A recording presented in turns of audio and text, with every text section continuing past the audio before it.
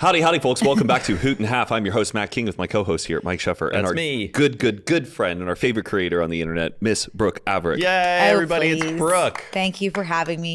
You were literally born to do the howdy, howdy, howdy. You think so? Yeah. I mean, I'm from Texas. It's You were born to be like a presence. What's your go-to like greet if you were to like... I've been doing this for 3 years. Every single podcast, I'm just like, well, you know what time it is and everything like that. And so I don't know. I don't have the like radio host gene that you have. How is the pod right now? Because, Connor has moved to New York. Yeah. You have a dummy, mannequin, a dummy. Who put that together? What is that? That is, I don't know. That's something that like existed at that studio for a long time, even before Brooke and Connor. Okay.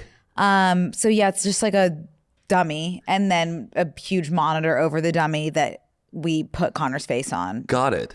Yeah. It's so seamless and smooth though. It still feels like he is in the room with you. I think it's fine. A lot of people don't feel that way, which is fine because it is temporary. We're working on a like split screen type of situation where it's like, feels like you're both kind of in the same room. Like the toast. Yes. Except for, I guess we will have different backgrounds, but it'll be hopefully more seamless. Right. But does he, do you ever still plan if he's going to come in town for you to make sure like it happens in studio if it's possible? Yes, we'll have a few in person coming up when he's in town. I was supposed to be in New York this week and I was going to record at his apartment, but my trip was canceled. But yeah, whenever we're back and forth. Why was your trip canceled? Well, Matt, I was going to see a show, opening night. It's called Just in Time. It is Jonathan Groff's new show about Bobby Darin.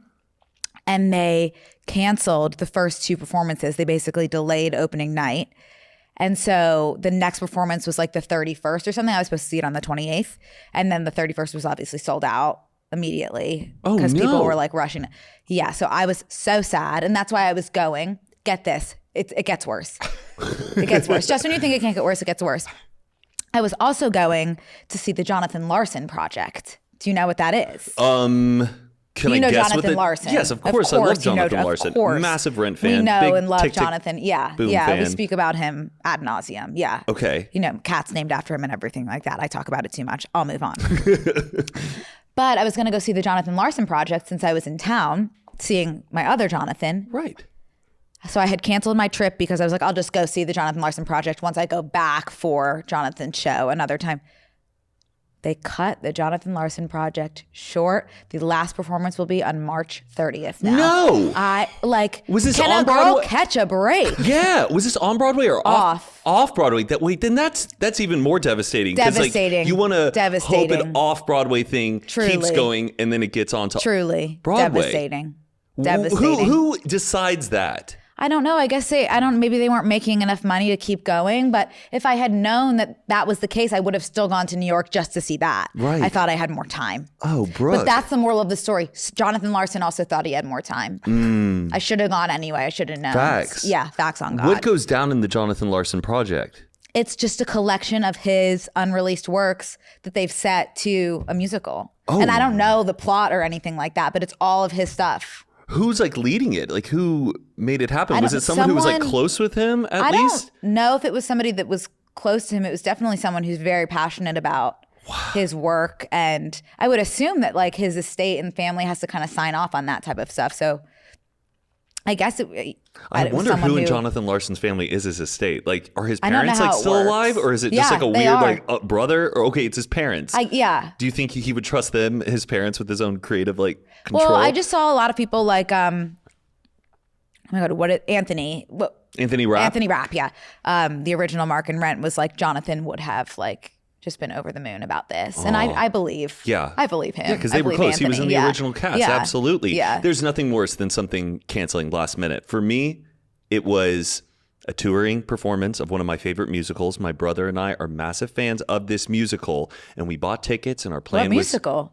Les Miserables, bro. Yeah, damn. Our plan was to take a bunch of gummies and go and just rock out and enjoy every bit of that. And I'm on my way to that little hardware store to pick up, I don't know, new light bulb. I'm all jazzed up. I'm jamming out to Les Mis. And I get a call and I'm like, wait, this is from the Pantages Theater. I need to answer it. Not the Pantages. Pantages Theater, Brooke. And it was a pre-recorded message saying, We're sorry to inform you that your performance of Les Miserables will be canceled tonight due to a small fire that happened in the theater. And it was like postponed until further notice.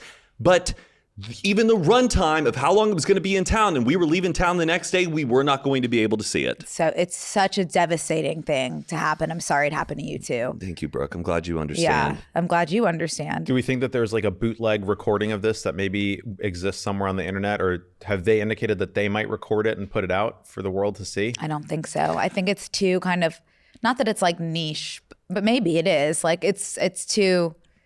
I don't know. I have heard that, they do not like release recordings of Broadway productions. It's so but frustrating. There is a recording of it, but it's only booked into the New York Public Library, and that you can go into the New York Public Library and check out a performance of the video of the Broadway show. For any show? For any show. I'm pretty sure you can see the original Broadway cast recording of Wicked, with Idina Menzel and Kristen Chenoweth from 2003, but you have to go check it out, and you go into like a private room. I don't know if it's on VHS or DVD or whatever type. You have to watch at the library? You have to watch it with your headphones and stuff. I have been searching high and low for a copy of the 2019 Little Shop of Horrors off-Broadway cast. It's Jonathan Groff, Christian Borle, just like an all-star cast, and I can't find it anywhere. I've been deep in the Reddit bootleg community. Hopefully the off-Broadway shows are included in the New York Public Library. I would hope so, Matt, and I will check that out next time I go. Our theater teacher in high school would fly to New York just to go watch performances of shows we were doing at our high school, write notes and steal little moments and things and bring it back. And I bet you fabulous. could. I wonder though if that you could like secretly bootleg those videos while you're watching it. I was thinking if you could have, it would have been done by now. Yeah. I feel like. So it must be like really difficult. Library taking your security driver's is like DMV vibes. Yeah, or you have just like a person there who's monitoring you, watching it, making sure. That would be a fun job though. You just get to sit and watch musicals all day and make sure that nobody records it. Wow. That to me is like the Met, like that archive. Like that would be my whoa. Truly. I saw a play. Trove. I did see a play when I was in New York, though. What'd you see? Oh, Mary. Oh, how was it? Fantastic. Yeah. And I was hesitant. I was nervous because I really wanted to see it with Cole Escola. He's the writer and creator of it. I'm a massive fan of his comedy. And obviously his run of playing Mary Todd Lincoln ended, and Betty Gilpin, the actress, replaced him. And I was like, hopefully she's good. Just as good. Phenomenal. I've never laughed so hard during a show. And it's like 90 minutes, no intermission. Oh, I didn't know. I think 80 minutes, and it flies by like that. Wow. Loved it. So that's great. I don't know much about it, but I do want to see it. So, Brooke, you got a new cat, right? Oh, my God, you guys. Yes. You did. I did. Congratulations. Thank you. Basically, I've had my one cat, Jonathan, who's the love of my life. Mm-hmm. He is just like an all around, he's the friend. I didn't know cats could be this friendly. Like if there's a group of people in a room, he has to be there. Like he has to be in the mix of things. He's nuzzling up on everyone. He's struck gold with this cat. Social butterfly. I've never seen a cat like that. And he's a snuggler. He's almost too affectionate. But yeah, when I leave him alone in the house, a piece of me dies, especially because I have this big window that he always looks through, and I just see him watching me as I leave. So I wanted another cat because I love cats, but I really wanted it for him. Mm-hmm. They need a buddy. You got to get your pet a pet. Yeah. So I decided officially, I had been thinking about it a while. I decided officially I was going to do it on Sunday. I reached out to Friends of Normie, which is a rescue in LA. Amazing if anybody's looking for a cat. Is this who you got Jonathan from? No, this is not who I got Jonathan from. Okay, got it. And I was at his foster family's house by Monday, brought him home yesterday. That was Monday. Did you look at pictures before? Were you looking for a type of cat? Because he kind of looks just like Jonathan, right? I was talking to the woman who runs the rescue, and I was like, I basically want another Jonathan. And she was like, Romeo is his name. I'm going to rename him, but I haven't yet. Oh, okay, I've been testing out a few different names. I've just been calling him Bob. Bob is a great name for a cat. It's reliable. Because I'm thinking Robert. Anyway, we can get into that later. But yeah, brought him home. And because he is he came right up, like nuzzling immediately, purring. And his foster mom was saying like he loves other cats. Like he just wants to follow them around all the time. Were there any in the litter or other cats up for adoption? He was found on the street. Oh, whoa, a street cat. Yeah, and he's so lovely and just the sweetest boy. And Jonathan too, every time he's been around other cats, he's just obsessed with them, like following them around everywhere. So like, this is great. They will be like a match made in heaven, and you are supposed to keep cats separate for a while before you introduce them if Just you bring a new cat into the house. For socialization purposes? Because they can be very territorial, Yes. especially the one who's already lived there, so Jonathan in this case. But and even the foster mom was like, if these are two extremely friendly cats who've had only like great experiences meeting other cats, like you can try to see what would happen if you intro them right away. So I brought Bob home, kind of just set him out to Jonathan. He was shy, so he ran under my bookshelf. Jonathan was like very curious, like walking around slowly, and then went under the bookshelf to keep him company. And there was like the most gorgeous 10 minutes of John just like holding out his paw and touching Bob. And just like, it kind of looked like, hey babe, like it's okay. Like I'm your little brother, because Bob is older. Yes. Oh, Bob is older. Bob is 10 months, Jonathan's 6 months. Okay. And then all of a sudden, Satan entered Jonathan's body. He let out a scream. Humans can't even make this sound. Blood and this is my gentle little purring sweet baby. I mean, I have never heard a sound like it in human history, let alone feline history. Oh my God. Horrifying. And then he kind of lunged for Bob. Oh no. And then Bob ran into my room under my bed. And so Bob really stayed under my bed, rightfully so, for eternity. Until today, I was able to get Bob to his own room, because I have a 2-bedroom. I was able to kind of get him set up in my office. Okay. Got his litter box in there, and now he's stable in there. But John was screaming all night because I couldn't let him in my room because Bob had claimed my room under my bed. Oh no. So he's screaming, clawing, like I've never experienced something. I didn't sleep for 1 second. Are you doing any like research to figure out how to better like expose socialization between cats? I'm going to do like a brief meeting every day today already. It's a shit show. Were you having second thoughts at all? Like, was this a good idea to begin with? I'm hopeful. This does seem to be. I didn't know about the screaming, but this does seem to be the case for most cats meeting each other, which I knew. I just thought my cats were going to be the exception, which they weren't. I'm hopeful that it will be okay and that John will. It takes time. Acclimate. When to you his hear brother. that cat sound, does it trigger this just primal instinct in your body of like it something? It sounds like someone's being killed. Yeah. Like it's literally like no. Oh, it's not that. Is it high, like it's a scream? It's a scream. But like you feel. I can't even. I've wanted to like record it to ask someone like, is this normal? But I can't because I have to be like all hands on deck. Like yes. Like it is scary. So John's been doing that now still like through the door of Bob's room and okay. So. Yeah, it's very bad. Has Kat been giving you advice? Because Kat, Kat Wellington, she got a new cat, another orange cat as well. Yeah. But I know she had to quarantine one of her cats because had fleas. It had fleas. Okay. Yeah. So they stayed separate for like almost a week, I think. I don't know. I mean, the way I feel right now with the way Jonathan is behaving, like it will be months. Okay. But realistically, hopefully it will just be like a few days. But I think so too. Cats get a little bored. They're going to get bored of the drama and then they're just going to accept it. I mean, I literally I have never heard anything like this from the sweetest little boy, but Bob is to die for. Bob is fine. Yeah. Yeah. And he will just like crawl on my lap and purr, and he's so cuddly and he's the best. I freaking love him. He's a great guy, but well, I hope they get along, Brooke. Thank you. Yeah. So that's been. Do you ever eat with your cats, or with Jonathan? I guess for the time that you had, I just saw a TikTok recently that cats really enjoy eating with you at the same time. Yes. Like they really love it. And that's also one of the reasons in the morning why cats are so excited to see you is because I've heard this, like cats don't realize that we're a different species. They think everything is a cat.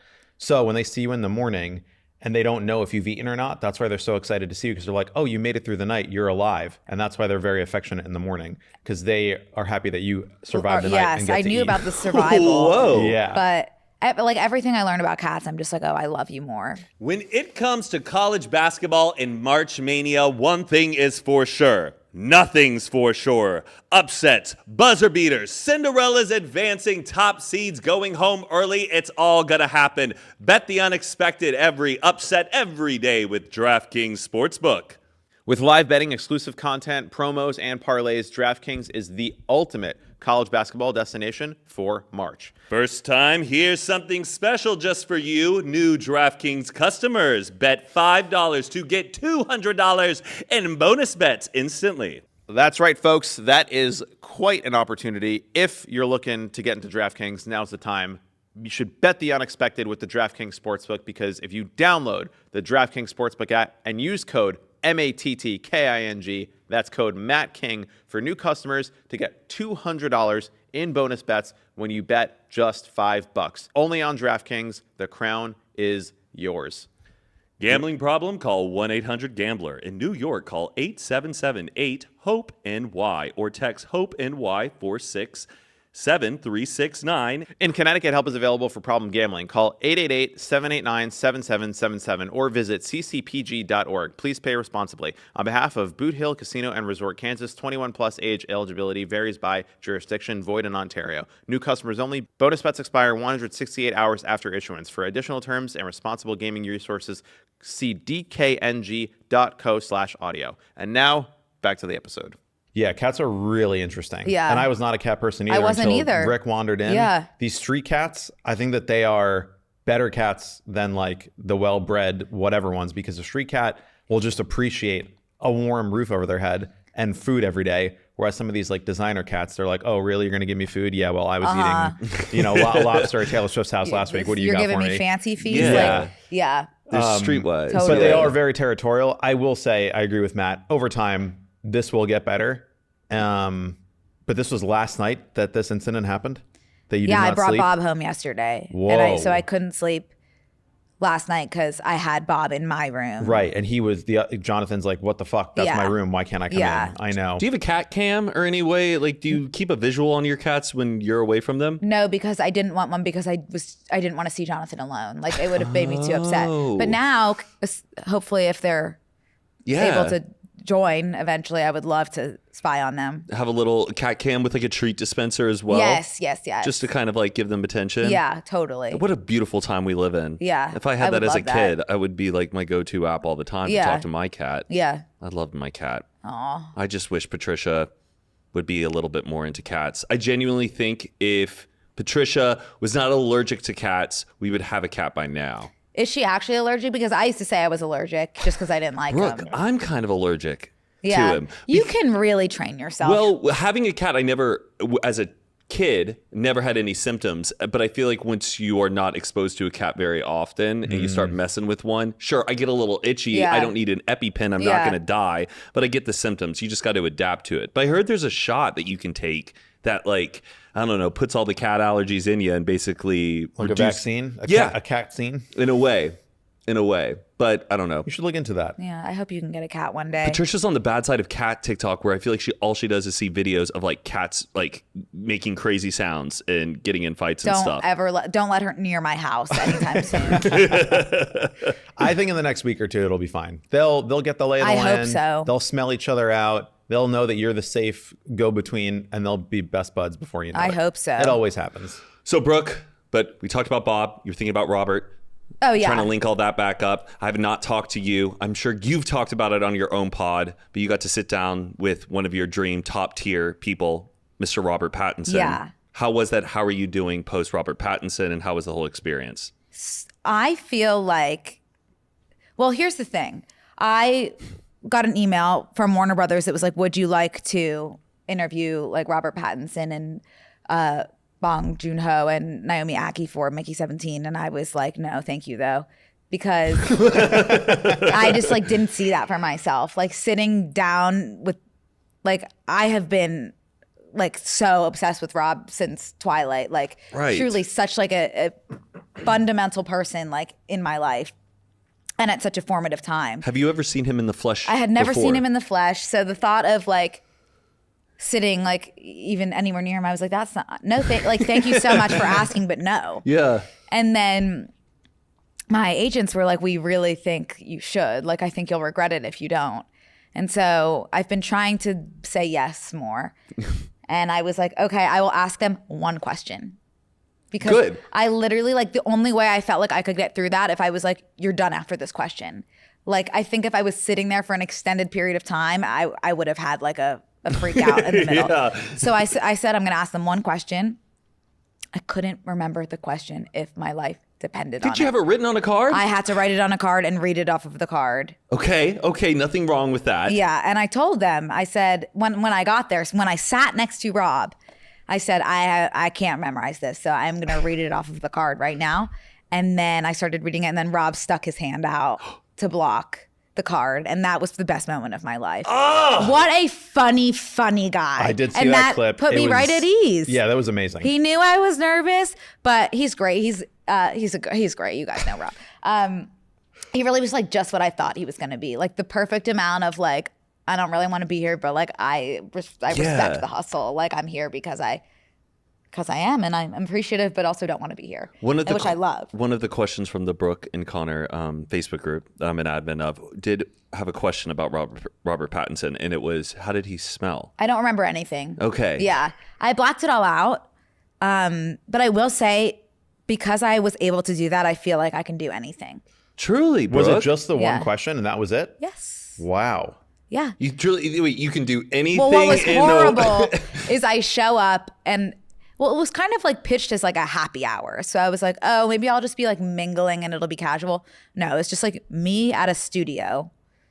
They were doing the BuzzFeed Puppies interview. So it was like a legit press day for them. Oh, I know about the BuzzFeed puppy interviews. And it was me there and Reese Feldman, guy with camera, who is literally like the most talented interview, like pro at it. I would actually be so nervous knowing if he was Reese. there. Reese is the greatest. He's a gem. He's the greatest guy. I saw him and I was like, "Are you serious? Like, I can't be doing this with like, I'm not going after Reese." Like, yeah, but he is such a calming presence, Reese, that I really started to feel better with him there, and he was so supportive. And I had like 2 hours of just kind of sitting there before going to interview, which was like hell, just like the anticipation. Were you within like visual of them while you were waiting? I was not. They were just like in another room. Oh, so you knew they were on? I knew they were. I just had to walk through that door and there they were. But yeah, it was just 2 hours of like, am I going now? Am I going now? Am I going now? But that was the most nervous I've been in a really, really long time. How was the exit? The moment it was over, was it smooth or did it feel awkward? Did you guys hug? No. We stood up and like took a picture. And did you still take one with Bong Joon-ho? Yeah, they were all in the picture. It was me, Rob, Naomi, and director Bong. Okay, got it. And that was just like wild. Did you get to watch the movie before going in? How did you get to go to the premiere, or how did you get to see it? No, it was a screener. Oh, badass. Yeah. They sent it to you? Yeah. You still got the link? No. Oh. I don't. Probably expired. It expired. Oh, bro. But I was also feeling kind of guilty because I know that like director Bong, I'm going to call him director Bong because I love that.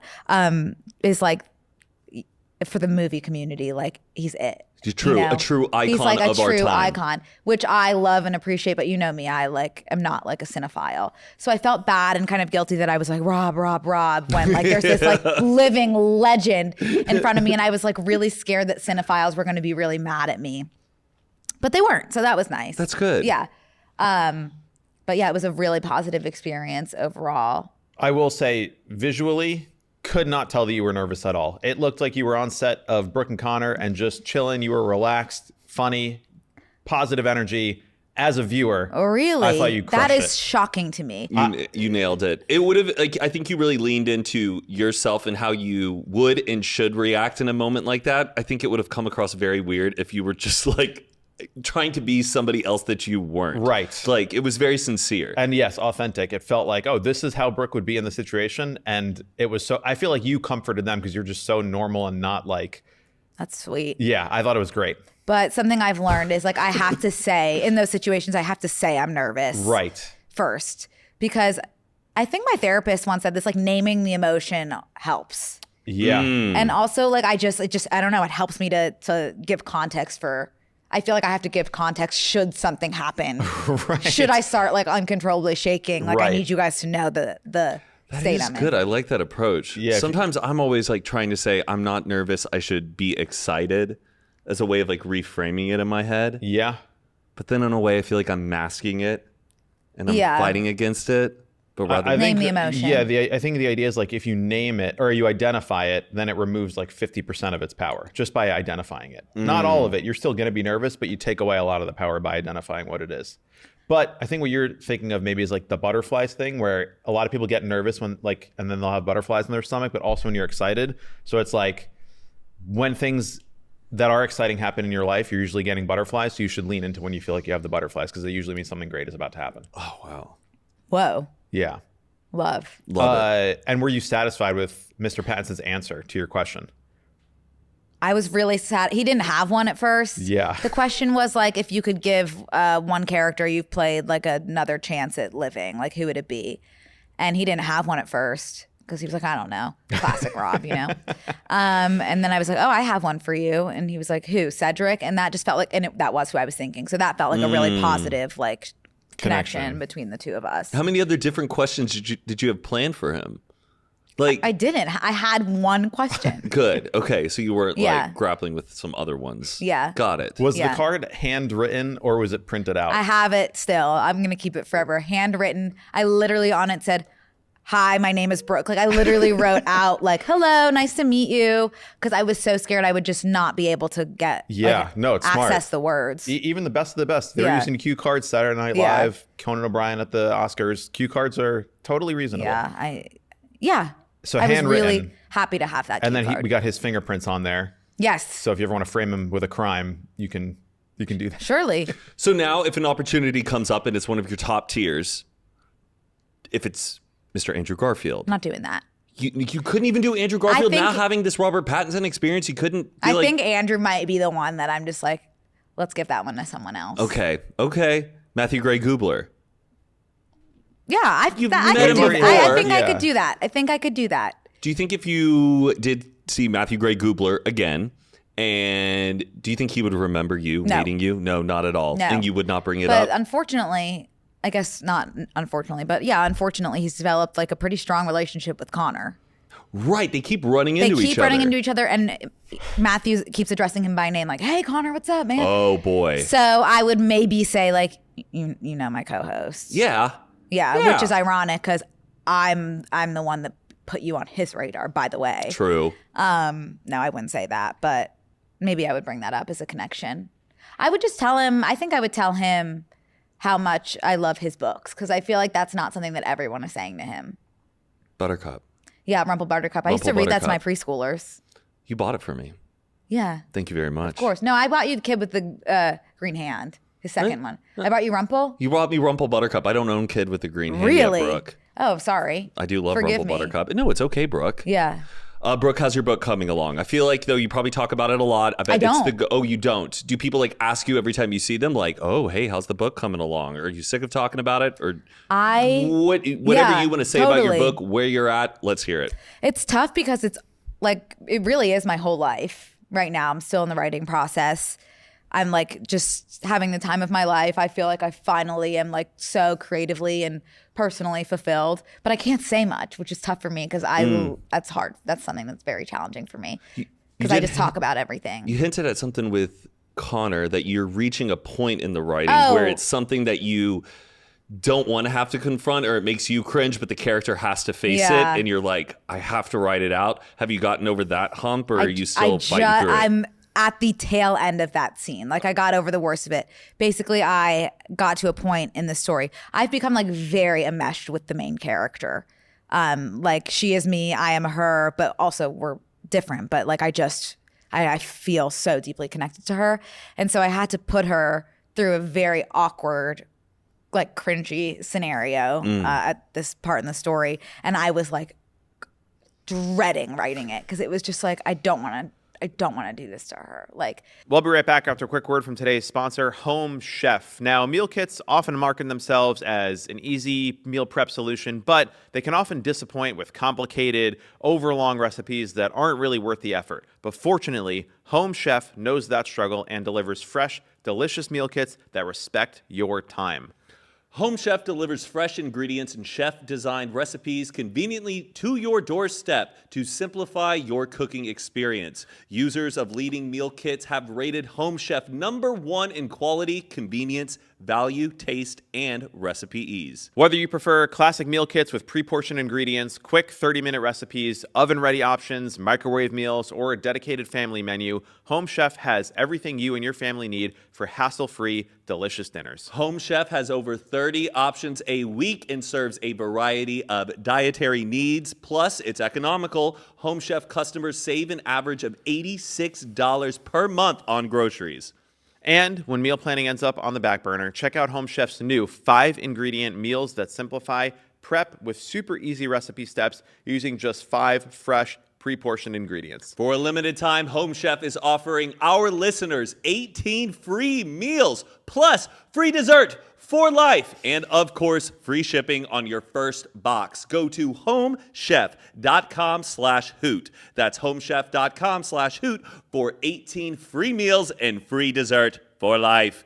And once again, that's homechef.com/hoot. Check it out. Get your meals. Get some Home Chef food in your life. I promise you, you're going to love it. Must be an active subscriber to receive the free dessert. But it's so worth it, I promise you. We love it. And now, back to the episode. Can a girl catch a break? Is this the climax of the book? Or is this just a tough moment along the way? A tough moment along the way, I would say. But I did it last week. I wrote it. Whew. Yeah. So that was a relief to get through that. But it's kind of like one of the, the low points that every character has to go through. What's your writing process? Are you just typing on a laptop? Do you type a bit, walk around, think it through? Or are you like... I usually have just been like typing at my laptop at my kitchen table or at a coffee shop down the street from me. But I just got a desktop. So I was like, oh, I'll be writing nonstop, like in my nice new office on my desktop. I can't write at the desktop for some reason. Right. It kind of feels like too formal. It feels too like stiff. You're not like fully comfortable. I'm with having yourself. trouble with the desktop. But what app do you use? Is it like a book writing app? just Google Docs. Oh, just Google Docs. Yeah. Wow. Easy. Keeping it simple. Yeah. Do you have it set in a certain font? Or are you just doing like typical Times New Roman? Okay. Really, I'm not fancy. And I feel bad. Like everyone's like, what's your writing process? I don't have one. I just like write. I can only write when I'm in the mood. Got it. Yeah. Are you writing every single day though?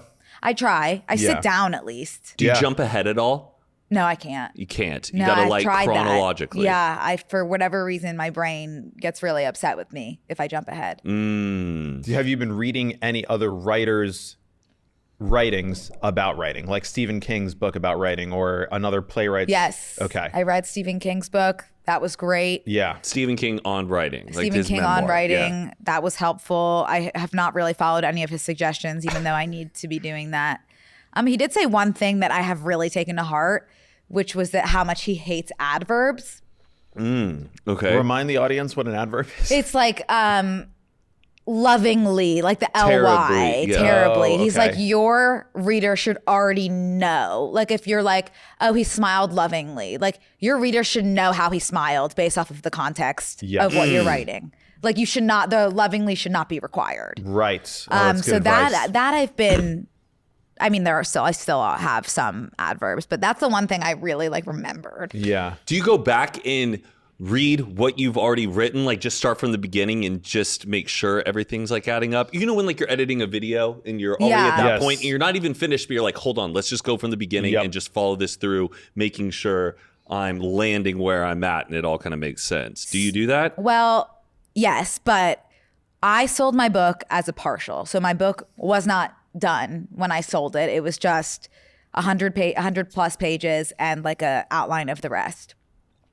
And so I spent so much time with those first 100 pages that I cannot, now I'm like, I can't look at you. So I have not been back to those 100 pages since probably January. Okay. So, but I have like with the chunk that I've been writing now, I'm going back to the beginning of that and working through that a lot. But like the beginning of the book, I haven't done like a full read through of where I am now and back to the beginning, if that makes sense. Got it. And when I know that you like mentioned to Connor, like, oh, I want to share you my manuscript, but then at the same time, I don't want you to read it. Yeah. If you do share someone your manuscript, are you sharing just those 100 pages, or are you sharing everything where you're up to now? I am sharing the version of those 100 pages, and I'm not sharing this with like a lot of people, just like my family and like a few random friends, but yeah, I'm sharing the edited version of those 100 pages that I originally submitted. So I submitted an original 100 pages. They've since been edited, and that's what I'm kind of giving to people when I'm like, here, if you want to look at this.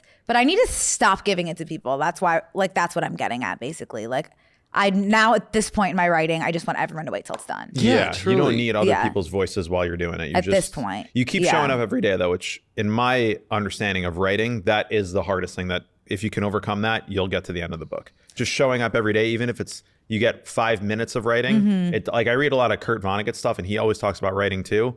It's just showing up every day is the way to get it done. Also, like, getting past the shit that you're inevitably going to write. Like, if you paid me, if you're like, I will pay you $1 million to read what you first wrote, the first 20 pages that you ever wrote, I would maybe decline. Yeah. It is such trash. Yeah. But like, I think the thing about writing is people get so discouraged by just like the shit that you're dumping on the page. Yeah. Keep going, and you can just come back and completely rework the beginning. How often do you have to have like sessions with your editor for like them to like look at what you've already done? And is it like they just annotate your Google Doc, or do they just call you and just say, this is what I think needs to be fixed? Or how does that work? Every editor works very differently. But I would say I send pages to my editor like once every 3 months or something. And then I think with a story like this, it's a very specific comedic voice. It's hard to edit something like that. So the edits aren't very like heavy. It's a lot of like spacing and grammar, which I need help with. Right. Yeah. So that's, but I know a lot of people work differently. And you know the ending already, correct? The ending was like the first thing that I knew. Right. Yeah. So now you're sort of, does that feel better that you sort of just can now plot which route you want to take to get there? Yeah. Theoretically, it should be very easy for me to just like write based off of my outline. But for whatever reason, I'm just like writing 1 word an hour. But it's getting there. How was Channing's live stream? Oh, Matt. It looked like a bash. It was so fun, but we had technical difficulties. Oh, no. Yeah. Oh, no. It cut out. It completely stopped at some point. Oh, no. But I only got to sing one of my numbers, which I honestly wish I didn't even get to sing that because I completely botched it. No, I only got to sing Sirius from Legally Blonde, the musical. Right. I was doing Warner's part, and I was always sounding so good when I was singing along with him, but when it came to just doing the instrumental without his vocals accompanying mine, horrible. Like I was like very low. Okay. And it sounded very bad. And you did so I was a duet with little bit Tristan, though. embarrassed. That sounded good. And then once the live already got shut down, we went live on my personal Instagram because I was like, I wanted to do Off to the Top. And so we did that. Okay. So Yeah. that was the bonus feature. So that was a bonus feature. Can I ask one question about the book again? Yeah. Of course. Cover art. Is that something that you've thought about or discussed, or is that we're going to put that aside until the manuscript is done? That is something that I've thought about and discussed. And how are we feeling about it so far? Good. Okay. All right. We can leave it at that. Do you get to pick from multiple artists' renditions of the cover, or is it one artist who makes different renditions of the cover? I actually don't know. I'm not very far along in the process. All I've really done has been like, here are covers that I love. Here's the vibe I want. Cool. Here you go. There's a really good TED Talk about book covers by Chip Kidd. Oh, really? Yeah. It's a fun job to have because it's like, what does your story look like? And he gets to bring all of those to life, and he has such a creative process to it. I think the cover is important. We have the phrase "Don't judge a book by its cover" because I people always do. Yeah, people do. That's why we have the phrase. I think I you feel can. like we're living in a time where a lot of book covers kind of are starting to look the same too. You want it to stand out, but you don't want it to just look like every other book cover out there. Especially in the rom-com space. Yes. So that's something that I really want to do differently. There's a blog that I follow that posts the best 100 book covers every year. And some of these book covers just they're like pieces of art. So I can send it to you too, maybe for some inspo. I would go to, I guess this is Barnes & Noble, but I would go to a museum of just book covers. Yeah. Yes. Amazing. Yeah. That would be cool. Some of the most fun that I had in this process was just going to Barnes & Noble and taking pictures of covers that I liked for inspo. What are your least favorite type of book covers? I know mine. I mean, I don't love like the romance, like cartoon. That was exactly what I was going to say. The cartoon characters where it's like the couple like standing there and it looks like a cartoon. Like the ice hockey guy? Icebreaker? Yeah. I think they just know their market so well at this point and they know it sells. Icebreaker, they had to change the cover because a lot of parents were getting upset. You know, have you read I've only Icebreaker? seen I know the book. I haven't read it, but I've seen the character one with the hockey, but there was a different one. Yeah, they had to change it. What was the? Can I look up the original really quick? The original is just the cartoon characters. No, they changed it to a new one. There's a new one out, so you won't see those little cartoon characters anymore. The parents were upset about the cartoon characters? Because parents were buying it for their like young teenage daughters, thinking it was this silly little cartoon teenage book. It looks a little Captain Underpants. Heavy smut. Understood. It's heavy smut. Understood. So now it's like a cross-stitch knit fabric that just says Icebreaker with no characters on it, and it's a different vibe. Okay. Yes. I wonder if like we're moving in a direction of like putting ratings on books. I think we should for like, I don't know, maybe. They kind of do already. If it's a New York Times bestseller, they'll put the bestseller sticker on it. But are you saying they'll put like a like Goodreads? for smut. Like a PG-13 kind of thing? Oh, ratings like, I think Yeah, like no, a Goodreads I mean like score. like this is not suitable for children under 16 Were you allowed to or watch something. rated R movies or PG-13 movies as a kid? Yes. I really like had no rules because I didn't do anything bad. The only thing I was not allowed to watch was Juno. Because why? Just teen pregnancy? Teen pregnancy, which was like so random. I was allowed to watch like so much worse stuff. And to me, like watching Juno now, I'm like, why was I not allowed to watch this? Like this was not going to make me want to get pregnant. Yeah, she doesn't really make it seem like a cool thing. Right. She's a cool teen. Yeah, but I always found that interesting. Juno. And I didn't watch it. I took that very seriously. But I was always like, please let me watch Juno. Please let me watch Juno. And I think I was able to when I turned like 13 or something. Okay. Or 14. Okay. But I was really interested in the book cover stuff too, because I feel like that's just such a like it seems like it should be a simple thing, but it's hugely consequential. Yeah. And probably really fun too. Like just thinking about it, talking about it, looking at different versions. Like I think it's probably such a fun process that's different from sitting there and just like grueling at a blank page for months and months and months at a time. It's like a little bit of a break. Do you ever attend like book tour events of authors that you do like? Have you ever gone and like met an author that you really do enjoy in person, or is that kind of not your thing? I mean, everyone's gonna hate me for this, but I've been open about the fact that I loved in high school Colleen Hoover. I really did it. You went to appearances of Colleen Hoover? I was like when I was 17, she has this one book called Hopeless. No one talks about it, but it was literally like reading like Pretty Little Liars, Lifetime movie type of like good shit, like that good stuff. And it got me back into reading because it was just so entertaining. And no one talks about that book when they talk about her. But yeah, I literally followed Colleen Hoover all around New York City when I was 17 because I knew she was going to be at some event and I couldn't get tickets. And my friends and I were like, this was before anyone like knew who she was. Yeah. But my friends and I were so obsessed with her that we went and followed her. And then I also went to a signing at a later date. What did you say when you walked up to Colleen and did she already have the book or did you bring the book for her to sign? I brought my Kindle. She signed my Kindle. The back of it? Yeah. Not the front screen. You still have it to this day? No, I don't have that one. Oh, no. I know. Well, they wear it off. Yeah. Wore off. Wear it off. See my grammar. I don't know. But yeah, I really loved her in high school. Wow. And people get mad at me when I say that, but I'm not. I can't rewrite my history. Did you go to any midnight releases for books? Do they do that? No, because I was late to Harry Potter. Oh. I read the first 3 when I was very young, like too young to be going to midnight releases. And then when the 4th one came out, I was, I don't know, in like 2nd grade or something, very young. And I was like, it's too long. I can't do it. And so I didn't start reading Harry Potter in full until I think the 7th book was already out. So I restarted in high school. Yeah. So I missed kind of that like Harry Potter midnight release releases parties. were a time. They were a moment in But I time. went to the midnight movie. Okay, releases. yeah, that still counts. I don't think I ever went to a Hunger Games one. I will be going to a midnight release party of the 6th ACOTAR book. Okay. Should that ever be announced. Oh, yeah. Yeah. What kind of party would that be? Would you dress up in costume? I can't. I can't. I can't do it. When is the 6th ACOTAR book due? No one knows. Oh, boy. It's like very much like a big unknown in the book community. And when's the movie coming out? No one knows. Oh, no. They haven't even started production on it? It was scrapped at Hulu, which I think is good. Okay, they need to. I'm excited for it to get picked up somewhere else. Okay. Yeah. But no one knows what's happening with that series.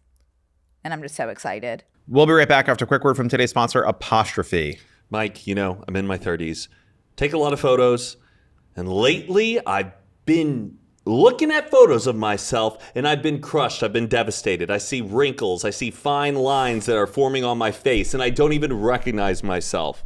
But I have become a new man lately. I've actually now have been loving the photos that I see of myself, all thanks to Apostrophe.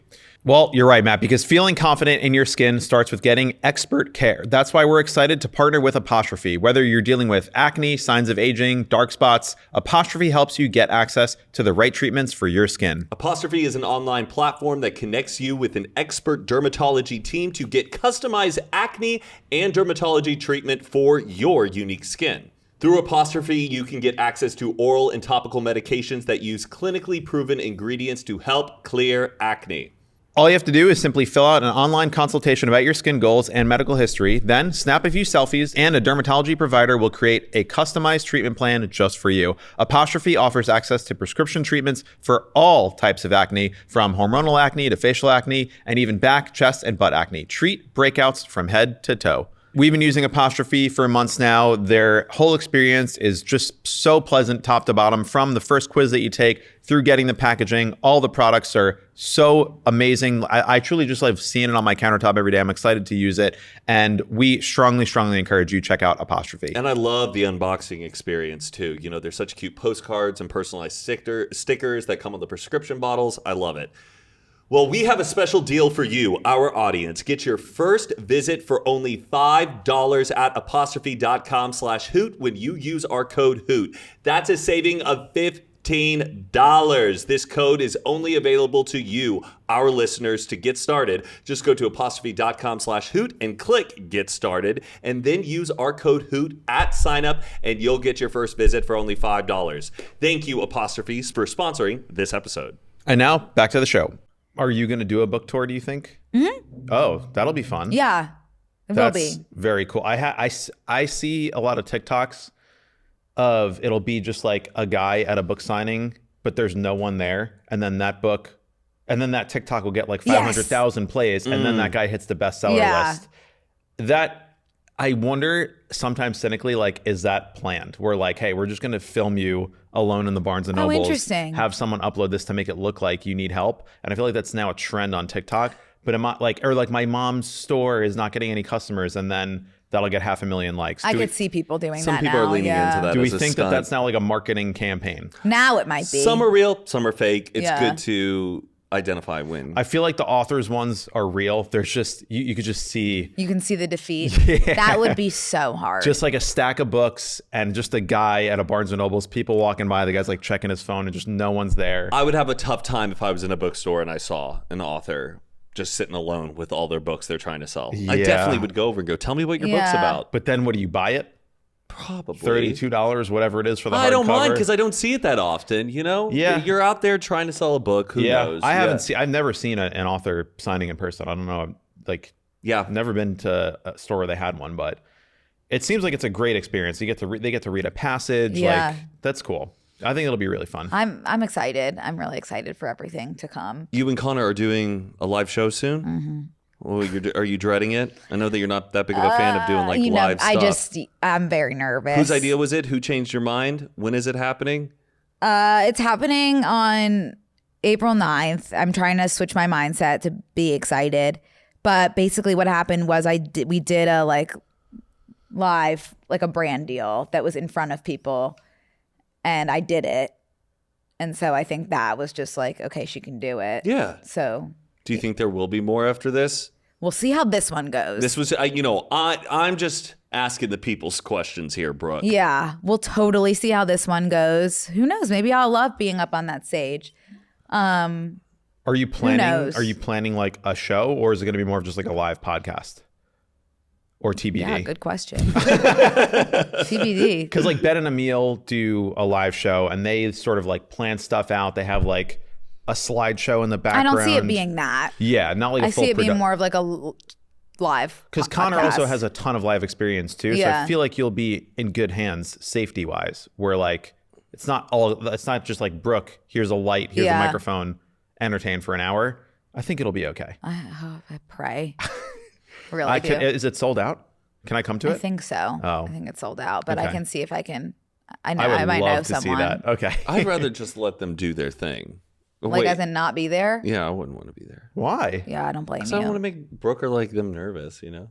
Oh, would you be nervous if like people you knew were there? I feel like you've said I mean, that. at this point, people. I My said friends that are 'cause I coming. think that's how you think. Oh, the people are coming? coming, so it's like. Oh, okay. Yeah, I guess in a perfect world, no one I know would be there, but also no one I don't know would also be there. April 9th. Clear the schedule, folks. Okay, I got a bunch of like fan questions. Treat these as just kind of like quick. We don't Okay. need to spend too much time on them. Okay. And if you have no comment, that is okay. People are a little curious on your take of Nikki Blonsky. Nikki. Yeah, Nikki. It's like, it is so entertaining. The cameos. The cameos. A lot of old interviews are coming out of the Hairspray press tour. Yes. And I mean, just her on Wendy Williams. Right. And so, because Wendy Williams asked her, wait, do you think like you Vanessa and Zach are like No. going to be together? She goes, no. Sorry, V. Ain't gonna happen. Love you, girl, but it ain't happening. I love it. I love it. Like, we just don't get that kind of entertainment anymore. And who could blame the girl? Like, she is in a romantic situation with Zac Efron. Zach's kind of feeding into it. He's definitely feeding into it on the press tour. They kissed. Did you see that? Tough watch. Kiss like what, on a talk show, on a red I think it was carpet? like Good Morning America or something. And Oh, someone was boy. like, give her a smooch. And they like made out. I would be experiencing the same level of delusion as Miss Nikki. So yeah, who could blame her? She was very just like clearly in love with Zach. And I would imagine, like, watching these now, I would imagine like Zach probably had her number blocked. Yeah, a little Yeah. bit. She probably pushed it. Did Yeah. everything kind of go downhill with her after that airport incident? Yeah, I'm just learning about the airport incident. I definitely think so. And I also think, which like I kind of feel bad. Like there's definitely something going on there. Yeah, it's just kind of sad how like Hollywood really chewed and spit her back out. Yeah. And she's just like, what, she's a hairdresser now, just doing cameos? I don't know. Is she a hairdresser?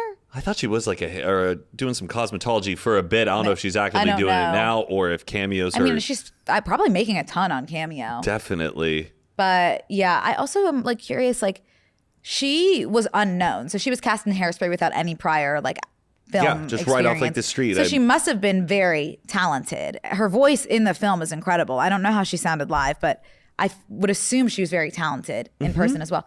She seems to have lost that ability. I know. Which I'm like, what happened there?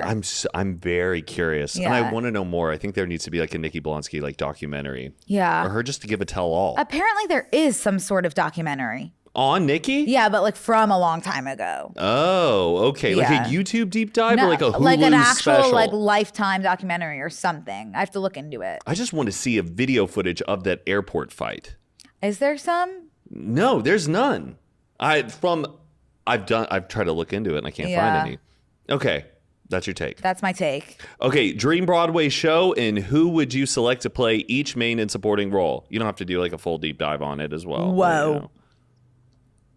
Whoa. You could like revive anyone that's like any show that's off Broadway. Let's bring Rent back. Okay. And Oh my God. Okay, so let's do Jonathan Groff as Mark. love it. Has he ever played that role? No, not that I know of. He would kill it. He would kill it. Okay. Whoa. I will be Mimi. Okay, right. Out tonight. I don't mind. I will be Mimi. Oh my God, who would be? Idina Menzel can be Yes. Maureen again. That's perfect. Okay. Who would What about be the rocker guy? Roger? I'm in such a Christian Borle phase because I've been so obsessed with Legally Blonde the musical. Do you know who he is? No. Christian Really? Borle? Is Yeah. he young? No, not right now. Okay. He was. But he could do Roger well? No, but I would like him to be Roger. Okay, so Maybe like really no, I don't think. Okay. But I would love to, I just need to see him right now. Honestly, I would John, I don't know if Jonathan would be the one for Roger either. But No. I need to put Christian in it so he can just be Roger. Can we get Andrew Garfield to roll in there? Oh my God. Okay. Let's just do him as Roger. Okay. Andrew Garfield could also do like Angel. Matt. Yeah. Like he would do it and it would be a 10 out of 10. I don't know if it would be like incredible. politically correct or if, community would allow him to do it, but I think he could knock it out of the park. I completely agree. And he's like very in touch with, he played Pryor in Angels in America. Are you familiar? I love Angels in America, the play. I've read it and I love the HBO one. Love it. We watched that in school. Oh, yeah. In high school. Yeah. And we did Angels in America and I fell in love with it. And Andrew's version is available to watch somewhere. Oh, okay. Maybe HBO. I don't know. I see clips of it on TikTok Him sometimes. as Pryor, remarkable. Mm-hmm. So yeah, he could definitely kill Angel. I don't know where we're all standing on. I don't know, but yeah, I would love to see him in that role. Me too. I mean, I feel like I don't even know the new Broadway top Darren people. Criss. Okay. Darren Criss could play Angel's partner. What's his name? Nigel. Collins. Is his name not Who's Nigel? Nigel is not in the film. Collins. / show. Yeah, but I need more women. I don't feel like I need Leah Michele. I don't feel like Leah Michele is like giving rent to me right now. Anyone from the new Wicked musical? Yeah, let's throw Cynthia Erivo. She could be Joanne. Oh, right. Yeah. Perfect Joanne. Yeah, that's good. Okay. You know what's kind of crazy is we'll probably get to a point in our lifetimes where like AI will be able to build that for you, where you can type in, I want to see Rent with these characters and these voices, and you can throw on VR and watch it. Oh, yeah. That'll be some fan. I will, like, the day that I'm able to like create my delusions like and bring them to life will be a very dangerous day for everyone. I think it's going to be exciting. Destiny wants to know, have you heard this song "Bout Me" by Dom Inarella, aka the Yes. young man from I'm Addicted to This Young Man, also aka the Nemo Where's My Dad kid? Yes. You have heard it? Yeah, Thoughts? have you? He's a talent. I know that he's released a song and I know about the Nemo thing, but it's good. Do you think is he trying to be like a Justin Bieber? I mean, I think so, and I think he could be. I think he needs like that Usher. Mentor. Like I think he needs someone writing his songs. Oh, to really kind of take him under his wing Yeah. and like get him like the Yeah, good I think he needs production. a mentor. Okay. A mentor. Well, good luck to Dom.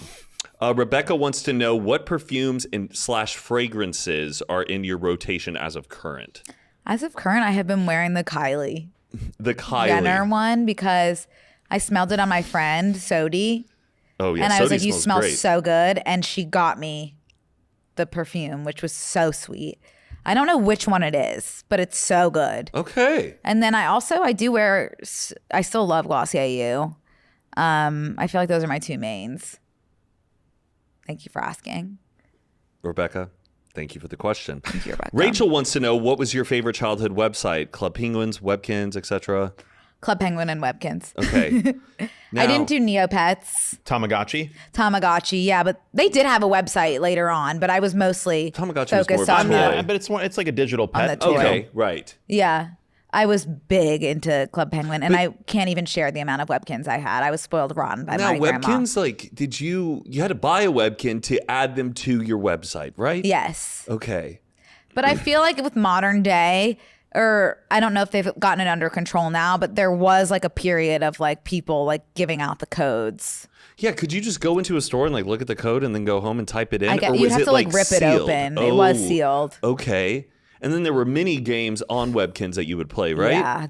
I remember going into the mines every day. Oh yeah, and there would be that little dog. Yeah.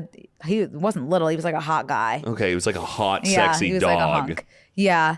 And I don't remember what we were mining for, but I loved that. And also I loved the mines on Club Penguin. Oh, you could mine as well in Club Penguin. You had that like cart.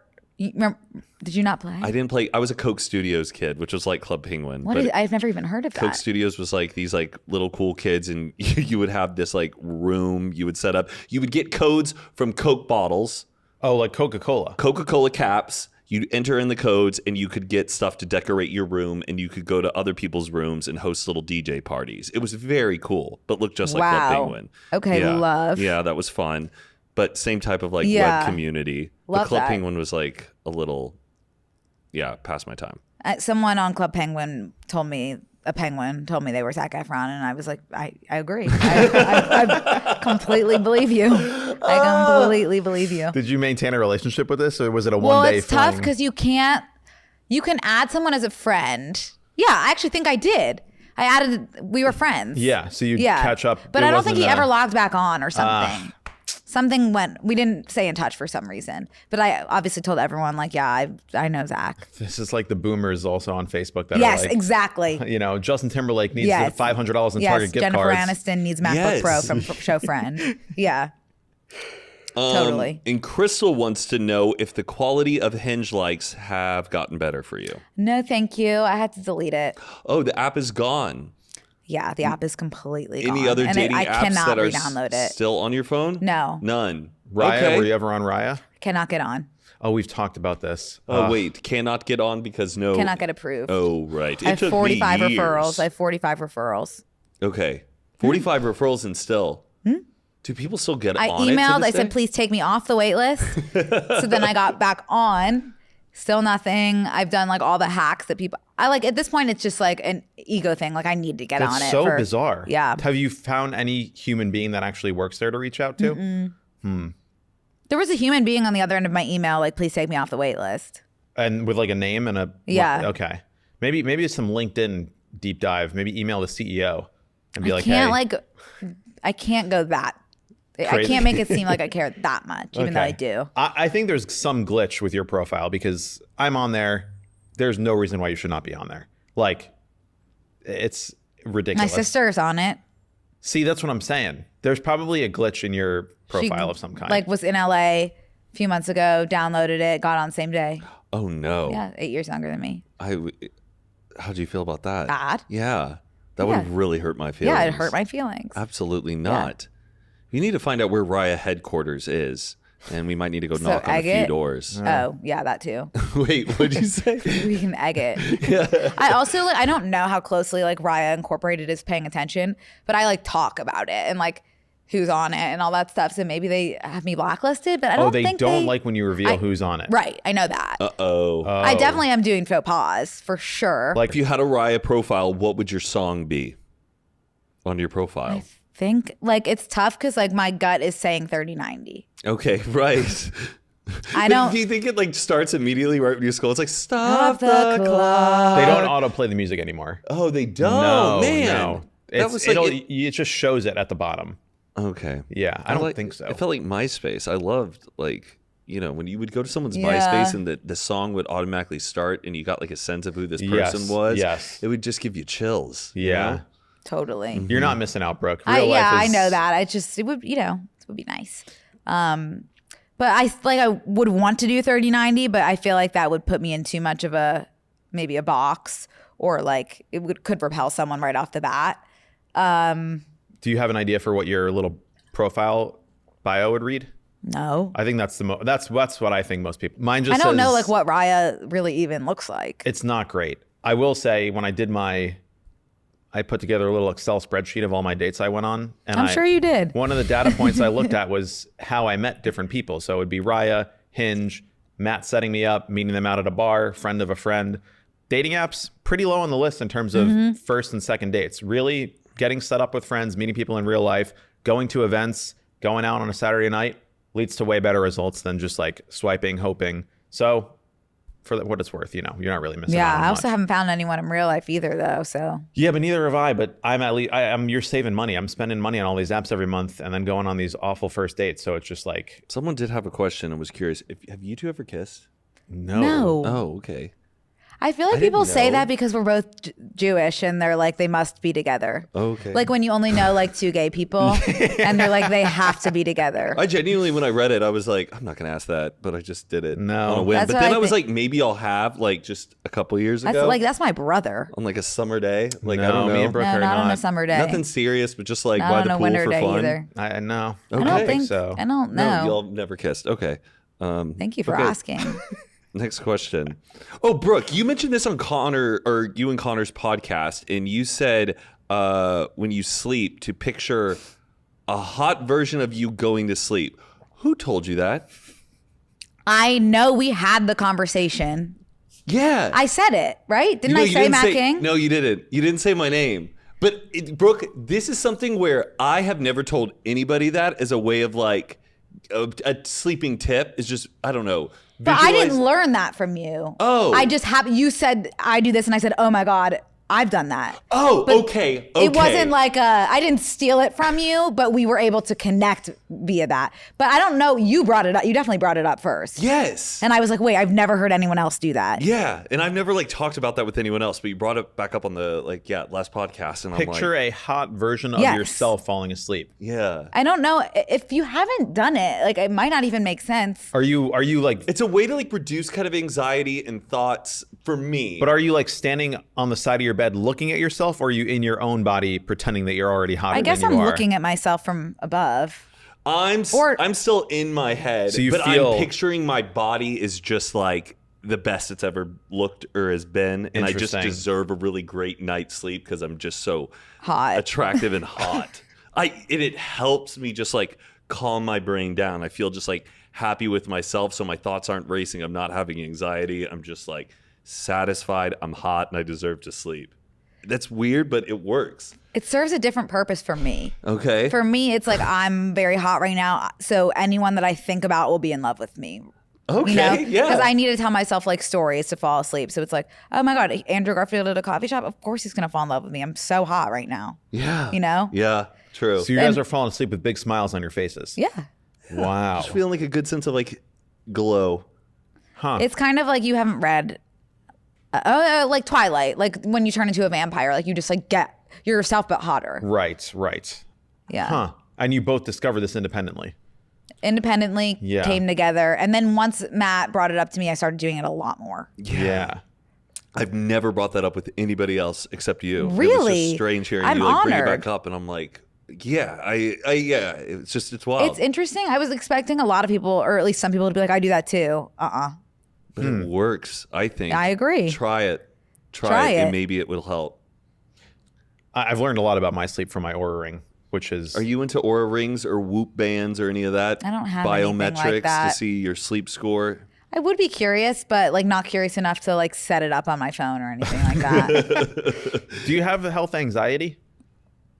Yes. Okay. Of course. Because I'm on the subreddit, and some people, it gives them more anxiety getting this data. Yeah. Because they're like, wait, I didn't know that my sleep was only 80% good. I thought I was sleeping well. Or like, it says that my heart rate is higher. And so people get more anxious from it. I am the opposite. I do not have health anxiety. Okay. I love the data. And I'm discovering that my sleep is awful. So I'm doing a lot of work to fix that. But maybe I'll try this pretending I'm hot thing. Yeah, try it. It really does work. But I haven't slept through the night in like years.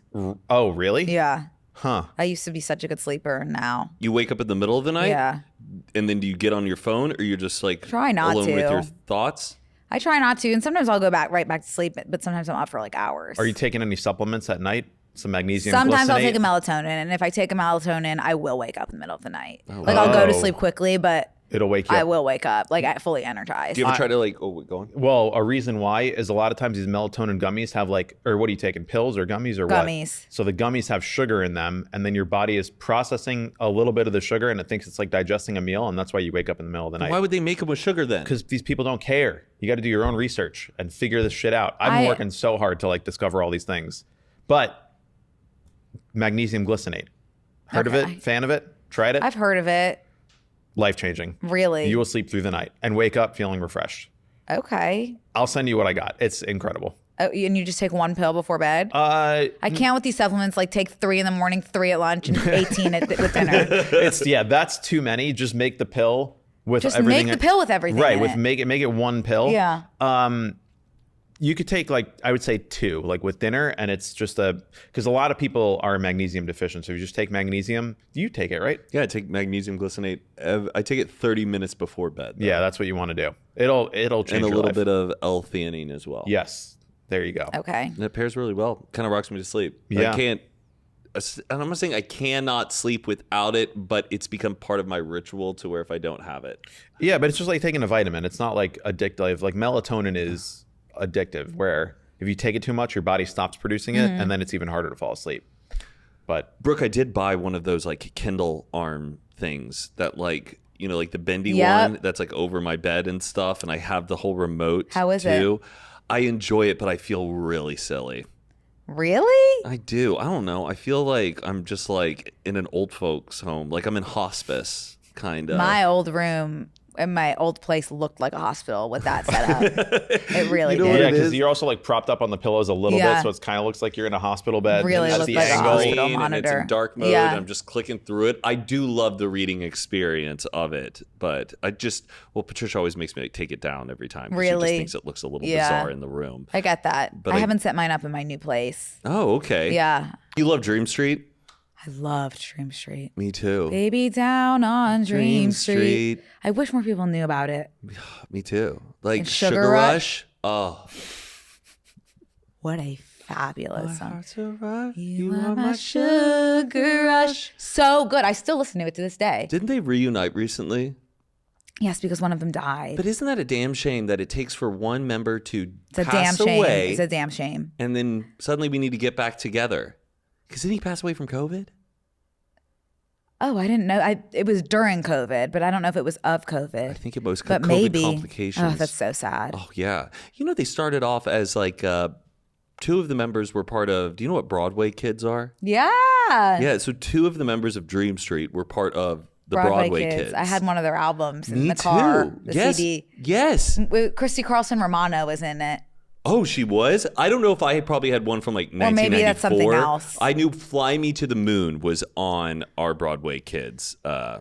Seasons of Love was on mine, but maybe it was not Broadway Kids, but I would assume that's Broadway Kids. It is. And the 2 members of Dream Street are in that Seasons of Love track of the Broadway Kids. Wow. Yeah. Wow. What Wow. a treat. Yeah. Were you a big Jesse McCartney fan? You know what? I was never oh my God, Jesse, but I loved Dream Street. I loved Beautiful Soul, Yes. Right Where You Want Me, all of his hits, but I was never throwing myself on stage at a Jesse concert. But I was a right. fan. I guess just when I think, I never reached obsession level with Jesse, but I did love him. I wanted to, in the Beautiful Soul music video, how he's wearing that little sweat wristband that's red, white, and blue. Yeah, I went to the vaguely. Harlem Globetrotters game one time, and I got one of those, and I would wear it because Jesse McCartney would wear it in the Beautiful Soul music video. I was listening to it the other day, and I was like, if Jesse and I were together, and he came to me with this song, I wrote this song about you. I don't know how much I'd like that. I don't want a pretty face. I don't want just another pretty face. I just want you and your beautiful soul. You're okay, but so you think do you like the way I look at all or not good really? point. Thanks, Matt. Good point, Brooke. Yeah, I don't know if I would be super thrilled. Baby, I'm loving you for anything. And they get in that disgusting pool. You remember, their car breaks down, they climb a hill, break and enter somebody else's property. It's an abandoned house. vaguely. They break a law together, and they get in this disgusting So algae-filled vaguely. pool with just leaves everywhere. You can't even see the bottom of the pool. And then he's about to make a move. He's kind of walking up to her, puts his hands on the edge of the pool around her, and then his friends interrupt the moment. Damn. And Which then- one was in a bed? Was it Leavin'? Leaving, never looking Yeah. back again. Yeah, that one was a lot That was more racy. sexual. That was racy. Yeah. Yeah. And let it rain, let it Yeah, rain. yeah. Yeah. Great song. Oh, the girl, that thing you got behind you is It's amazing. So I now would he's going rather back to that the be body. written about me. Yeah. Not about the soul. Yeah, It's more I about don't the give body. a shit about my soul. And new topic. okay. How do you feel about games at a party, at a social gathering? Do you like a game night? What's the Brooke Averick take on games? I love games. Like a fishbowl? When I'm in the mood. Okay. Yeah, actually, though, recently, every time someone is like, let's play fishbowl, I'm like, no, please. Oh, fishbowl. But I do like games. But I don't know, recently, I've just been wanting to talk about something else. Would you be excited if someone was like, hey, we're going to have a game night. Do you want to come? Yeah, if it was a game night, I'd be like, hell yeah. Yes. Okay. But sometimes recently at like hangouts, when someone's like, let's play fishbowl, I'm just like, let's Do just anything talk. else. Yeah. Right. Yeah, I want but- to catch up with the people here Yeah. I'm at the party with. This was not part of the plan that we were playing a game. Right. Right? No, I hear that. Right. In a game night, though, are there specific games you want to play or don't want to play? I hate Never Have I Ever.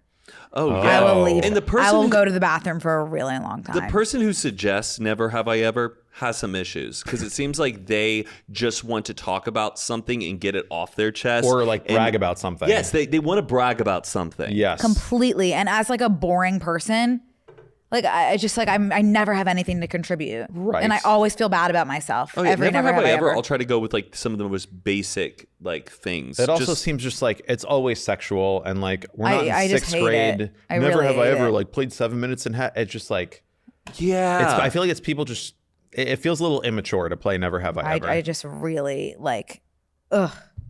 Yeah. Mm-hmm. Okay, so Never Have I Ever scrapped. Yeah, I don't like Truth or Dare. Don't like I don't Truth like or any of Dare. those types of games. Right, I do like- love Would You Rather. Okay. Oh yeah, bring out And some Fuck, would you- Marry, Kill. Oh yeah, would you rather's, fuck, marry, kills. I could play those Like all I day. love those types of like thinking type of Yeah, like I love it those. doesn't require too much thinking or effort. Yeah. It turns But into fun a fun to debate. Yes. Yeah, debate. Okay. Are we a board game? Settlers of Catan, Monopoly. Not those two. I love categories. Oh, that's a fun one. Categories. I love categories. Bring back categories. I've only been played playing that it. once and I've never had an opportunity to play it again. I love categories. I'm a wizard Is at it. categories I believe that. different from Pictionary, or are they sort of off-brand of each other? Completely drawing. no similarities. There's no drawing in categories. You're given a category and you got to write as many You that fulfill the have category. you get a letter. Let's say your letter is S, and you Okay. have different lists. So like one of the lists, it will just be like Cities with an M. restaurants, like national parks, just like a Presidents. random shit, and you have to think of ones with an S Oh, gotcha. And it's like with a the letter timed that you're round, then given, and whoever it's gets- timed. Okay. And then what's Pictionary? That is That's like where you're charades, given but with pictures. given a word in a dry erase board and you're trying to like get people to guess that. Gotcha. Telestrations is really Oh, fun. that's I got fun. another That's one. like Pictionary with the game Telephone. That's to really where fun. you're given a word, draw it, and then you pass it on. Oh. So, but the person just sees the drawing and has to write what they think the drawing is. And then they it draw the. slowly- Oh, that's a great game. That's really fun. yeah. Love a Tapple. You guys know that one? Tapple that's like a word game. It is like a plastic object where there's all 26 letters are buttons, and then you'll pull out a card, and the card will be animals, and it goes around. So it'll be like the three of us. I'll start. If it's animal, I press, let's say, the letter B, and I write bear, or I say bear, and then you would hit any letter, and you basically try to get to all 26 letters. And if you can't, Oh, Tapple. Tapple. Oh, Tapple. Yes, Yeah, what did I Tapple, say? the big, you're You said right. I'm Tapple. thinking of, you did say Tapple, Okay. right? I'm thinking like a 90s game. No, like the new called, one, the blue like, thing where you have to say the letters, and then if you don't say it in 10 seconds, you I get buzzed out. I do love that game. I just wish they would turn the volume a little bit down, but there's no volume button on that damn thing. It's like, boop, boop, and it's fucking obnoxious. It's a little too loud. It's at a fucking 12. Turn it down to a 5. It doesn't need to be that loud. Rant done. Thank you, Matt. Rant done. Could not disagree more. It's too loud. It's not loud enough. When you're at a party, some people can't hear when the buzzer goes, and then some guy sneaks in the last round, and it's not loud enough. I agree there should be a volume control on it. I've never played it in a quiet room. It might be really loud. I don't know. Gosh, it's I'm completely unfamiliar with Tapple. it's fun. It's really fun. It's a good little tabletop game. Throw it on the table, maybe get 4 to 5 people to do something. But it does require like an object. Some of these games you just need a pen and paper. Do you like to play Smash? Or wait, not Smash, Mash? Love MASH. Mash. I love MASH. I That's really where do. it's like a classic kids game where it's You're more like a like- fortune telling Zip, game, zap, right? zap. Let's say I'm mashing you right now. I would be like, okay, your wife, Patricia, and then like someone you would not want to marry, like a few good ones, a few bad ones. Okay. And then like place you live, a few good ones, a few bad ones, job, a few good ones, a few bad ones. And then we go through and like cross a certain amount out depending on what number you pick. Got it. And then your life is laid out for you. And that's fun. I would be like, okay, Matt, so you are marrying Susan Boyle and you are living in like Turkey. Like it was just like yeah. And you make $5 a month. Yeah. Yeah. I do miss the golden age of Quiplash. I've been playing Quiplash recently. Do they Really? do they have new games on there? I don't know. There are some really fun ones that aren't Quiplash. It feels so COVID locked in my brain. Like that's when everyone was playing it. I was obsessed with like an art dealer one.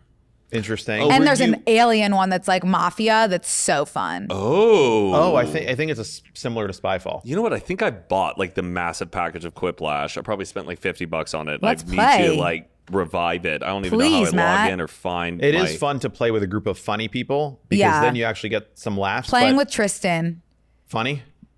It's like absurd, Oh, but yeah. yeah. It's the worst though, where you think you are so Yeah. funny, and everyone in the room is like, Yeah.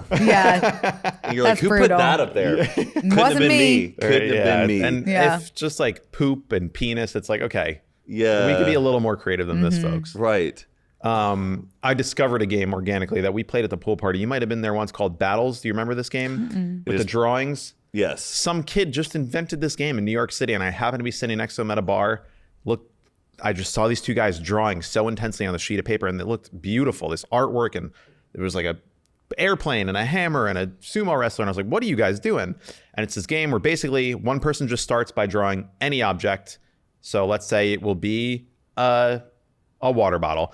And then the next object, you pass it to the next person, and they just have to draw something that beats it in a battle. So for a water bottle, let's say I would do like a hydraulic press, because that would beat that. And then like what beats a hydraulic press? You could do like a power outage, lightning bolts strike the building and the power goes out. So that great game, very low pressure. You could play it like, Just get creative. yeah, while you're hanging out, like at a dinner party, you're hanging out. It's not an active game where everyone's like, okay, guys, we're playing battles now. Everyone listen up. It's kind of just like, You pass it around. Yeah, you And just you're pass this creating piece of this paper fun around. flow chart of doodles of things beating one another. Interesting. and then at the end of the night, you have this like drawing of just everyone's hilarious drawing going through the things. It's kind of fun, Brooke. Interesting. Okay. Yeah. You didn't- I would have to see that one. This didn't ring a bell from a pool party? No, I wasn't there for that one. Okay. You were there for it, right? Yeah. Okay, yeah. Maybe Loved this it. summer we'll get one Yeah. going. I love a Okay. scavenger hunt. Okay. I feel like I haven't been on a scavenger hunt in a long time. I'd love to go on I've never one. been on one that's like throughout a city, where it's like, hey, go get a sign of a, mile per hour marker with an odd number in it or something. Like, Yeah. I've done one in the house, but I was I think obsessed with Pokemon Go. Oh, you were out and Oh. about playing it? Oh my God. Really? That summer of Pokemon Go, I lived probably like a 15-minute car ride from Philadelphia, but I was in the suburbs. yeah.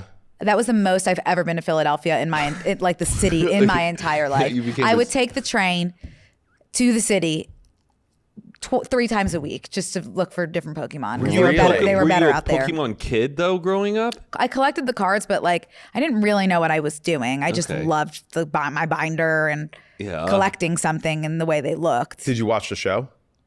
Here and there. Okay. I liked Ash. Dream Street did a Pokemon song Yeah, they did. for the Pokemon 2000 Yeah, movie. they did. Yeah, they did. Totally. It was on the CD. Do you still have the app on your phone? Like, could you log back in and see how well you did?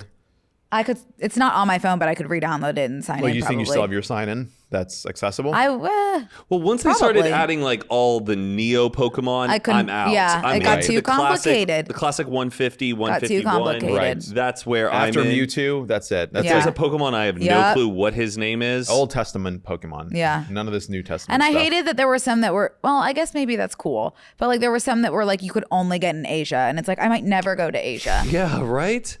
Yeah, this is Could you completely trade though if you inaccessible meet to up with me. someone in person, like in the old games? I don't think you could. At least when I was playing. You know what I'd love for someone to do to me is just show me different Pokemon from the 150 Pokemon and say, what's this Pokemon's name? Oh, God. Because sometimes I want to think I know, could all- actually get them. Not a chance. I remember on the show, But they would show you the silhouette in between the commercial breaks. Who's that Pokemon? It's Coffin. Yeah. Yeah, I remember that. And Yeah. so it turned out actually Pokemon Go was like a maps company, and they used all that data of people being in locations and then plugged that in, like sold it, because they had all the images of what all the streets look like. This like how they built Google Street View. Not Okay. Google, but like a different map company used Pokemon Go to just like get like millions of pieces of data about how the world looks. Pretty smart. Wow. Yeah. And then people were like upset about that, but I'm like, whatever, you got outside and played Pokemon Go. But yeah, that was truly like one of the best That was summers so before it fun. felt like the world kind of like started to suck a little bit. Yeah. It was so optimistic. And I mean, Hillary Clinton was like, Pokemon, go to the The polls. polls. Just everything seemed so innocent back then. Truly. But I feel like everyone says and then that. I remember I was like, I'm so excited to get back to school, to Boston, and play. And then no one was playing. And then it kind of just died. It did really die did off. die after that summer. Yeah. But I don't know. Some people still play it. My brother-in-law all the time is playing Really? Pokemon Go. Yeah. Playing Pokemon Go still? Yes. I had truly. no idea they were still out there. Yeah, they're out there. When we were in Boston, tons. But didn't know any of the Pokemon he was catching. Oh, because it's I all love new catching ones? Pokemon, but I don't like beating up the Pokemon to catch them. I just wish it was like, boop, I caught it. No, I you don't have to like, battle. Yeah, I don't want to battle. I don't like that. I don't want to battle. I don't want to battle. I just want to go, Maybe get I into- found it, I got it, let's move on. You can get into bird watching then. As you travel, try to identify different birds. Birds are like Pokemon, seriously. I've always Yeah. thought that. Very true, Yeah. Brooke. Very true. Bird watching seems like a great hobby. I could see both of you getting into that. bird watching. Yeah. Oh, getting- Matt, that's a blue-breasted whippoorwillow. I can't imagine the rush of seeing like a very rare breed of bird. Yeah, and it's a reason to travel to different places, go to your state parks. I think learn you a two lot. should start getting into that. Okay. Into bird watching. Yeah, well, let's buy You some could do really bird nice. watching. That could be a whole episode. Yeah, get some really nice binoculars. Yeah. Bird boys. Yeah. What's up, guys? Welcome to the Bird Boys podcast. I really see that for you. Today we're looking at I don't know, What is southeastern hen. what is the state bird of Pennsylvania? I don't Oh, know. you don't know? No, I don't. Do you know your state flower? No. Do you know your state slogan? The blank state. Like how California's is. The city of brotherly love. That's Philadelphia. But no, that is a phrase. Pennsylvania. Like, what does it say on the license plate? It's probably something very old school. I like have no idea. We have the Garden State, and I always California's forget Golden like State. that I live in Pennsylvania. Like I feel like so like I'm from Philly or the Philadelphia area that I forget that that's also Pennsylvania. Oh, yeah. Because Pennsylvania to me means something different. Right, Allentown and Pittsburgh Yeah. and these weird places. Not weird, but like not. They're just not Punxsutawney. remotely like where I'm from. Yeah, the Poconos, right? Is that Pennsylvania? Poconos. I went to camp there. Yeah. Oh, nice. Nice. Poconos. You know about the Poconos? I've heard about it. Yeah. Or Camp Ramah in the Poconos. Oh, you went to a camp, like Jewish camp in the Poconos. Wow, you really did the damn thing, Brooke. I did the damn thing. Still in touch with like your friends from camp? Did you have pen pals? One. Yeah. Yeah, I have one person that I keep in touch with. But I was a horrible camper. Oh, Yeah. Were you getting in trouble? No, I was just desperate to leave. Oh, you just didn't like being there? No. Didn't want to wake up with the rest of the gang? No, and then I was miserable, tried to run away, told them I like threatened to sue everyone. Like I was like so horrible. And then the last like 3 days I'd be like, this place is awesome. I love it here. And then I'd come back because Yeah. I just like the last 3 days was my last impression. I did that for 4 years until they were like, you're done. You're done. We cannot have You're this Just done. an 11-year-old Brooke You threatening are to done. sue. I will take all of you motherfuckers down. Yeah. They weren't letting me call my therapist. And I was like, this is a matter of health. I felt like a prison there. They wouldn't let me call anyone. My mom was like, can I please just talk to her? Because I was writing home being like, They wouldn't let you talk to your parents? No. That does seem a little That's suspect. They wouldn't. I told you're always allowed to call your parents if you get your period for the first time. I said, I got my period. Guess what? I got my period. Every summer you get They your period wouldn't for let the me first call. time. Like they really had me Damn. on lockdown. And then my brother got swine flu, and my dad came to pick him up, and they tried to keep me from him. They were like trying to hide me, and I burst out. They were holding me back, and I was like, "Please, I'm begging you to take me home." And they wouldn't take me. He wouldn't take Oh me my home. gosh. Oh no. How old were you like during this time? Too old to be doing all that. Yeah, like 12, 13. Yeah, no, summer camp, if you don't want to be there, it is like going to prison. It truly, genuinely. You're just away from your family. You're on someone else's schedule. You're doing activities that you don't really care to do. Especially at Jewish camp, no offense. Like they're waking me up at 7:30 to pray. Hell no. Couldn't On be my me. summer vacation, yeah, absolutely not. But then on your last day, you're probably like crying and Of you're going to course, miss all your friends. I will, like, I would never say a bad word about the place. Right, No. right. Yeah. Do you think you would Totally. send your kids to summer camp? If they wanted to. But I feel like nowadays you're hopping on FaceTime if you need. You can do family visits. They're not as, we grew up a little more. But also, I imagine like maybe I will feel totally different as a parent. Yeah. But I feel like I would want to spend the summer with my kids. Right. That was my parents' theory too. Is like they finally have a break from school. We're gonna go send them to now be on another schedule. Right. Like let them relax. Wake up whatever time you Day want. camp is good. Like I loved day camp. That's much better. Yeah, I feel like I would want my kids to go to camp just to like build a sense of character and Maybe like for a few identity. weeks, Like, but we were doing like 2 months. Sleepaway summer camp. Yeah, and you're sleeping in some fucking cabin built in the 1700s with like no air conditioning, one shower for every. It sucks. Yeah. It sucks. Maybe they're hated it. nicer now and they've done some like renovations, but it's like awful. I did not have a great I experience. wish I did it. All I would do is watch that show Bug Juice on Disney Channel. It was like a reality not show. that. No, yeah. It isn't that? No, What? it's not. It's worse? Yeah. Oh. You just have Well, like, some people. My brother to this day works at camp. oh, he loves Like it. that's his job. He like runs shit there. Like he loved it that much. Wow. That is his. Like, I think it is a personality professional type career. of people who like a camp. Yeah. Not I. Not I. Matt, you didn't miss out. I always see you like might have there's loved these it, though. fun like adult summer camps that you can go on. But then again, I'm 32 and Yeah, I'm nah. married. I have no interest Make your in own doing summer that. camp. Yeah, make my own. Yeah. I think so. Maybe like if you went to like a Boy Scout camp with merit badges and you were I did that, but I was Okay. with my dad, and Oh. everyone else was with their dad. Most of them, I didn't. No, but you would have been better off like in a group with a bunch of people. I did a and- Young Life sleepaway camp for a week without my parents, and it was Yeah. with a bunch of my high school classmates. That's about as long as you really want to be away. Yeah, truly. I don't know. Yeah, maybe if a whole entire summer away from my parents would kind of crush me. It's too long. It's too long. Well, Brooke, thanks again for coming on our show. Thank you so This much was for such a having treat, me. Brooke. It really Thank is you nice. guys. I always love coming on here. Oh, really? Yes. You just have so much fun stuff going on. So lovely to talk to. You're remarkable, Brooke. You as well. You as well. Constantly Remarkable. rooting for you. Really excited to see how things play out. Do you have anything you would like to plug or promote for the fine listeners and watchers of this podcast? No. Okay. I'll do it. You can follow Brooke on Instagram and TikTok. Is your name still Lady Efron on there? TikTok. On TikTok, Lady Efron. Brooke Averick on Instagram. Yeah. She's got a book coming out, so follow her on socials for that. That's true, Mike. Host of the Thank Brooke you. and Connor podcast. So check out the Brooke and Connor podcast. Also follow them on socials. They post great clips. That's sweet. And check out Brooke on her live show April 9th if No, there are still tickets no. available. And her book tour when that comes out. Surely. Thank you And guys. We'll see you next Thank time, you, Brooke. everybody. Thank